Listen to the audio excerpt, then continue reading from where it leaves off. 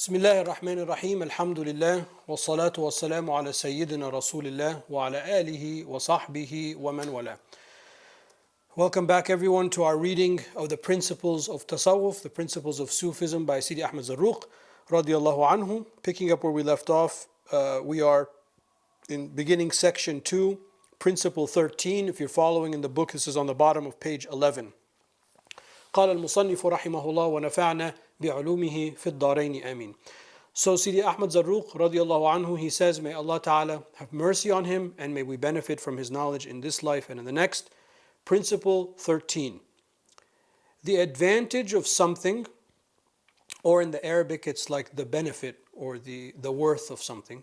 The advantage of something is that which was intended by its existence. So here, you remember we are still talking about the definition of tasawwuf and why tasawwuf is important and why it's lofty. So he says when we come to define if something is good or not good, we are first going to look about what is it attached to, what is it intended by it. Its inner reality, either at the beginning or at the end or in both together, is its advantage. For example, Sufism is the science of purifying and restoring the heart, making it devoted to Allah subhanahu wa ta'ala alone. Jurisprudence, fiqh, is the science of purifying one's actions, preserving order, and manifesting wisdom by carrying out religious rules. The principles of religion is usul ad-din. That's a direct translation. Usul ad-din means aqidah. So aqidah, tawheed, ilm al-kalam, usul ad-din, all of them are synonyms for theology. But usul ad-din is the more academic, scholarly word. Like at Azhar we have the college of usul ad-din. That's if you want to study aqidah, theology, that's where you're going to study it. The principles of religion are to investigate beliefs by providing proofs, thus embellishing faith with certainty. Medicine is for the protection of the body, grammar is for the improving language, and so on. So understand. Okay? So if we want to understand the importance of tasawwuf, or if we want to understand the importance of any subject, we are going to ask ourselves what is intended by the subject. Why am I going to study the subject? And by answering the question, why am I going to study the subject, then we're going to know whether this is something that's good or bad. So obviously he's building up to the argument that there can be nothing more important than attaching ourselves and purifying ourselves in our devotion to Allah subhanahu wa ta'ala. So therefore, not only is tasawwuf important, it is the most important of the subjects that we have. Principle 14. Knowledge of the benefit and fruit of something is an inducement and encouragement to pursue and to seek it. For the self will attach itself to whatever it finds useful, otherwise it will not. So in the Islamic sciences, it's very common that in the beginning, the teacher or the book or the author or the class will tell you why we are going to study this subject. We call them al-maqulat al-ashra, the 10, not the maqulat, sorry, the al-mabad al-ashra, the 10 introductory themes that we define all subjects. Like what's the name of the subject, who started the subject, what's the goal of the subject, where does it bimestumid, where does it come from, a-thamara, the benefit, so on and so forth. So in our pedagogy, we begin what normally in the Western paradigm, in a sense, is at the end. We start with those things. We can't start studying or go down the quest of knowledge if we don't know why we're doing this or who we're doing it for, where does it come from, so on and so forth. And the reason we do that is, as Zarruq says, radiallahu anhu, it gets us excited and it keeps us motivated and it keeps us moving in the right direction. Continuing with the text. It is correct to state that the nobility of something is determined by the nobility of its content. Nothing is more noble than the contents connected with the discipline of tasawwuf. For its principle is the fear of God, the fruit of knowledge, the fruit of knowing Him, and the premise for following His commands. Its purpose is to make the heart uniquely Him exalted be him. For that reason, Imam al-Junayd radiallahu anhu said, if I knew that under the face of the heavens there was a discipline more noble than the one we discuss with our companions, I would have pursued it. Thus ends his remarks, which is clear enough. Just want to look up something really quickly in the original.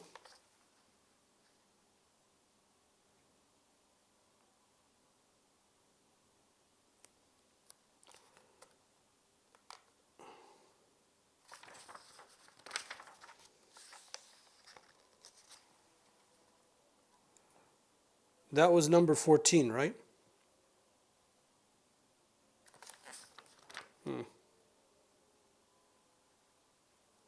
Oh, here it is.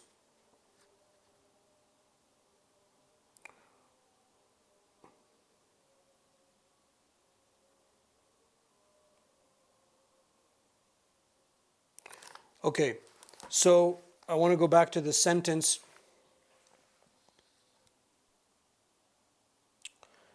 Its purpose is to make the heart uniquely him. No, its purpose is to make the heart uniquely for him. The word for is missing. How can the heart become Allah subhanahu wa ta'ala? That's why I paused. So I'm going to make a correction.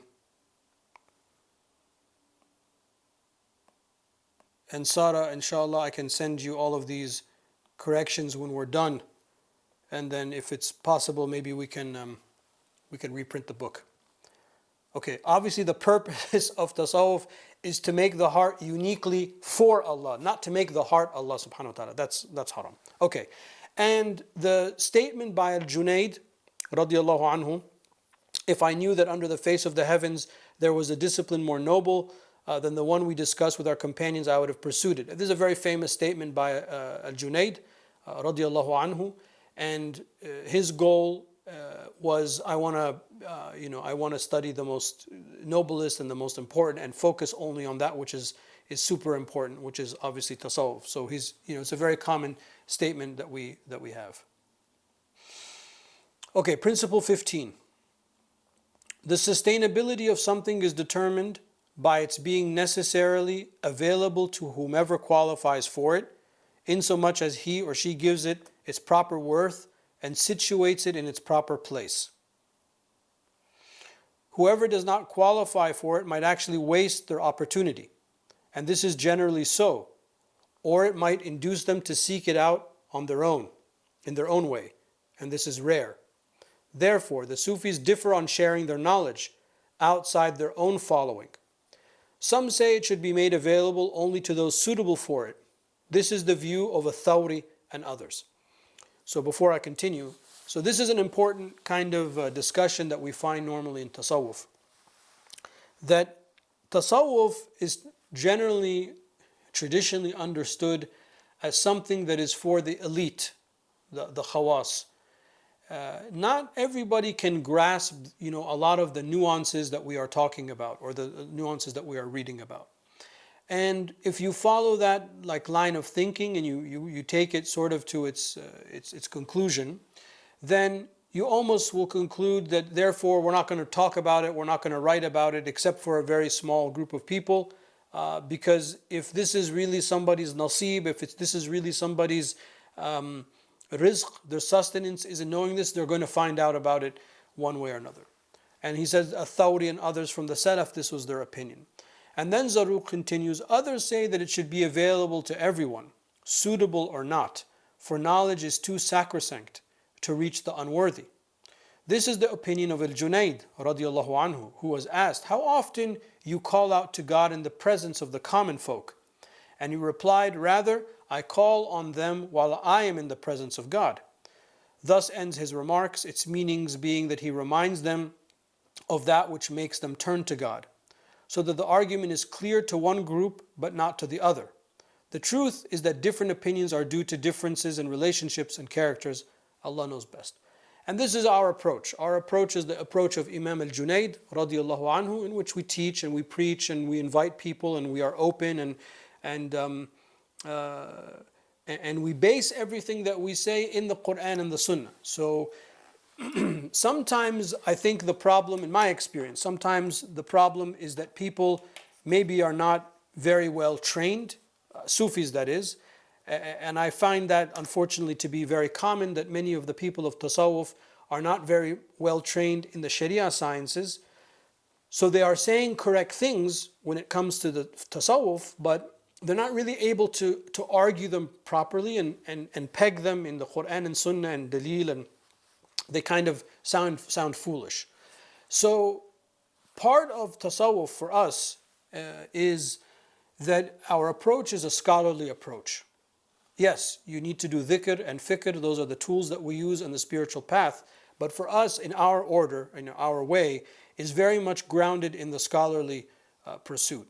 And almost, I would go as far as to say we would prefer, if there was a young person that came, that we would prefer that young person begin their journey with studying the outward sciences first, maybe taking a little bit of the tasawwuf, but then not really getting into the tasawwuf until they are well grounded in the outward sciences.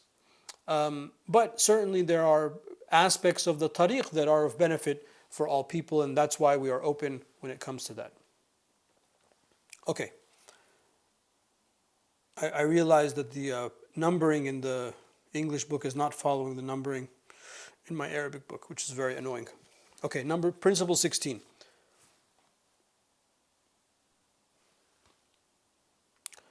The uniqueness of worthiness is deductible from the immediate evidence.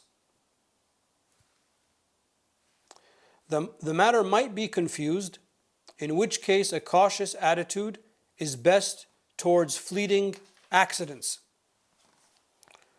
Both a person deserving of knowledge and an undeserving person might compete against each other, making knowledge available to one party only.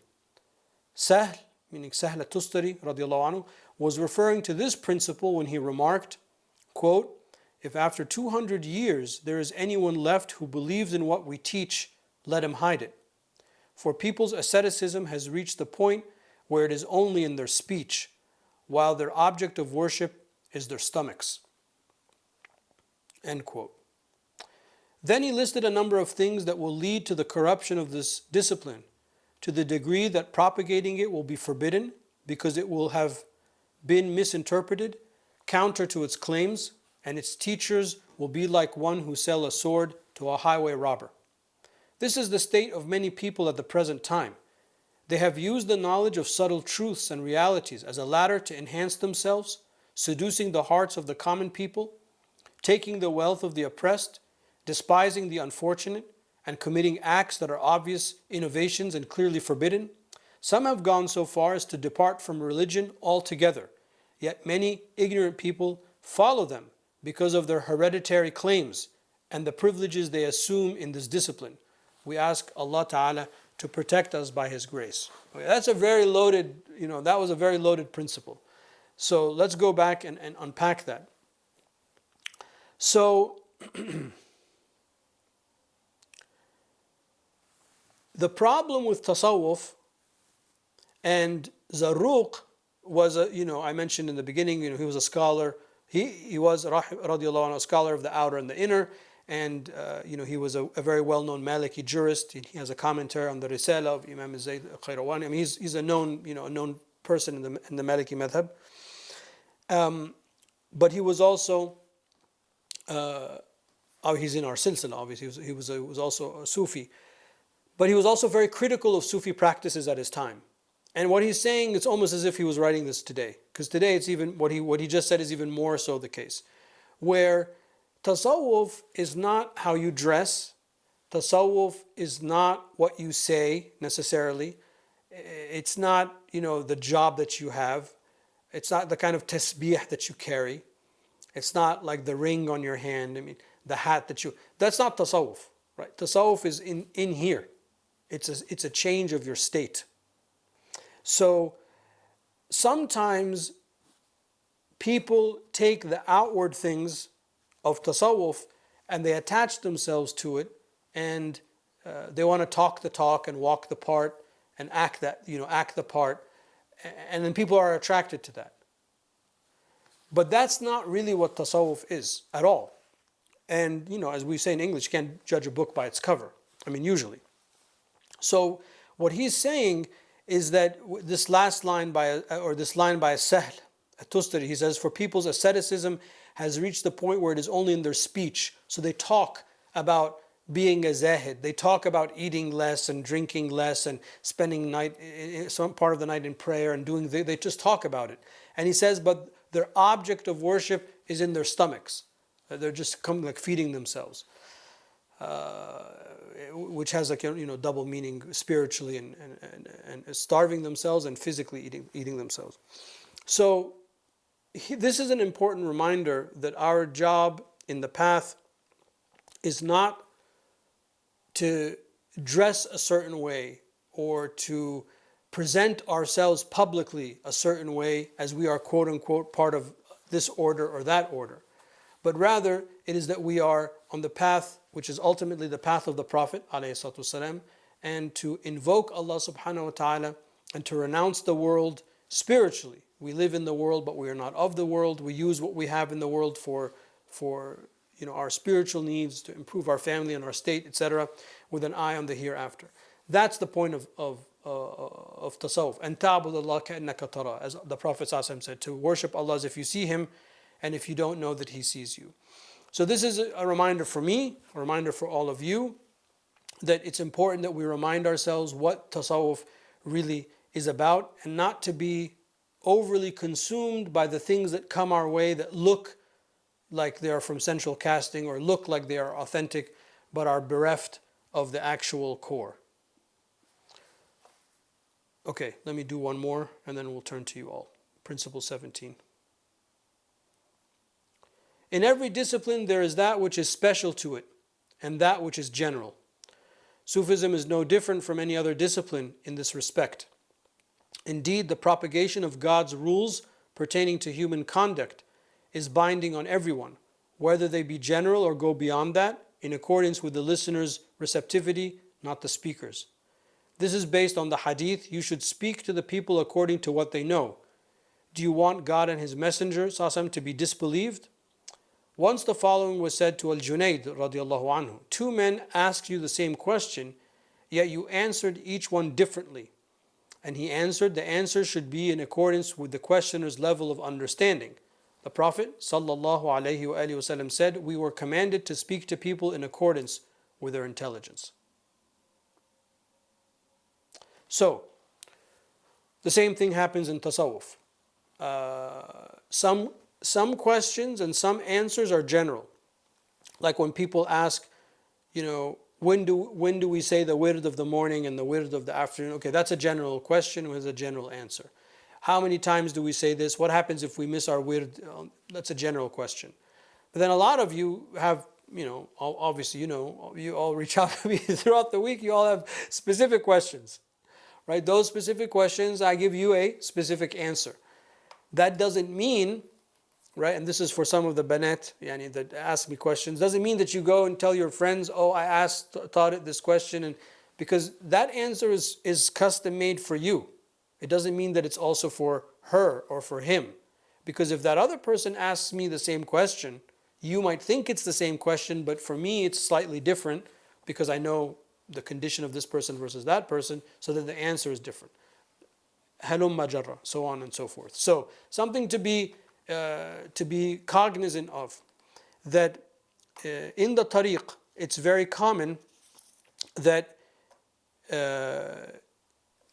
you will have like kind of group think, in the sense that I asked a question and I got an answer, and then if I hear somebody else asking a question that I think is the same, I'm going to offer the answer to that person. That's dangerous because of what Zarruq was saying. It's not always the case. This is also very much the case in fatwa. So somebody can ask, literally, two different people can literally ask the same question, and they will get two exact different fatwas. Because part of the job of the mufti is to understand the condition of that person. And the condition of that person is different than the condition of this person. So therefore the answer here is different than the answer here. Because we follow a certain protocol, a certain methodology of how we answer questions. In tasawwuf it's the same thing. The shaykh, the guide, the spiritual guide must ensure that the answer that they're giving the murid is going to help that murid in their specific condition. So some people, they might get a quote unquote more stringent answer. Other people, they might get a more liberal answer. And if you hear from the sheikh or somebody else in the tariq that they gave, what you think are different answers, don't be quick to jump to conclusions to think that, oh, there's a contradiction, or because you have to keep in mind that the sheikh has a methodology of answering those questions in very much the same way as the mufti, to ensure that the answer lands on the person correctly and improves that specific person's task. Of course, just to repeat, sometimes the questions are general and that's fine, and we have like kind of FAQs and frequently asked questions. That makes sense, but that's not always the case. So be mindful of that, and that's very important, especially when you interact with me or somebody else. From the point of view of asking questions, be mindful. Be mindful that you might be getting an answer that is specific to you, and it might not be appropriate necessarily for somebody else. Okay, we'll stop at the end of 17 for today. والله تعالى أعلى وأعلم وصلى اللهم على سيدنا مولانا محمد وعلى آله وصحبه وسلم تسليما كثيرا.